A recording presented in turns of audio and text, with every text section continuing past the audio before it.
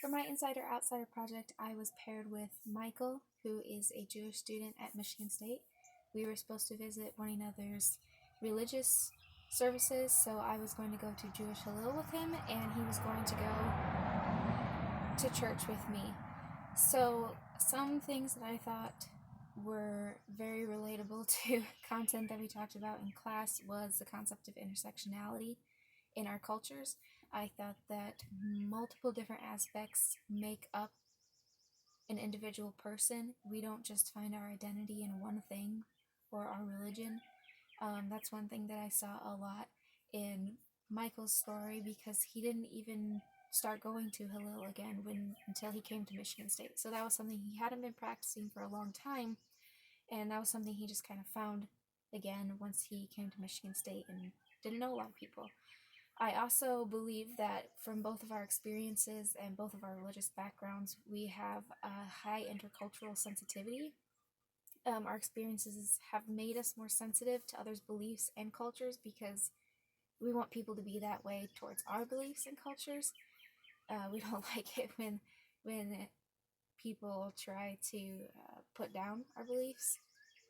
And I also believe that there's a huge problem of religious attributions in both of ours, especially Jewish religion in the past has been very, very, very,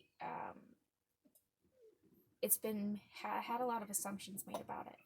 And I know Christianity has as well, and that's something that I don't like, is when people make attributions or assumptions about a group of people, but they base that off of only ever having viewing like just a small minority of that group, but they base their whole idea of them just off of a couple of people. But not everybody is like that in the culture. Just because you had a bad experience with 5 people in this culture doesn't mean everybody else is like that. They lack the information needed about the individual to make a correct, non-biased opinion about them.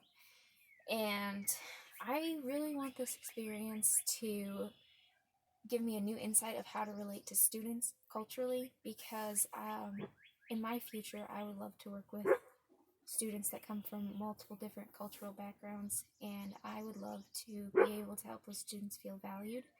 I would love to support motivation through communicating how important individual culture is and how you should embrace that and use that to do well in school and to do well in life. And that's just one part of you. It, doesn't define you. It doesn't make up your whole person. So that's what I would take away from this whole experience. I still really like the expectancy value theory and interest theory, and I would love to tie in the cultural aspect of this class into those theories when I'm teaching.